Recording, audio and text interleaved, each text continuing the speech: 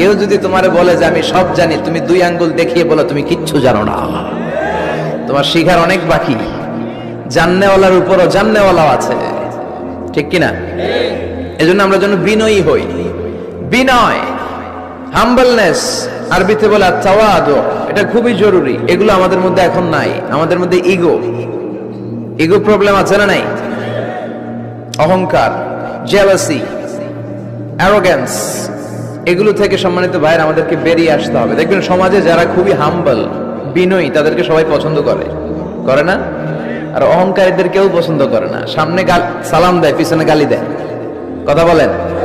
এজন্য অহংকারী হবেন না, বিনয়ী হবেন। বিশ্বনবী বলছেন, আল্লাহ আপনি আমারে বিনয়ী বানান, আপনি আমারে ধৈর্যশীল বানান, আপনি আমারে শুকর গুজার বানান।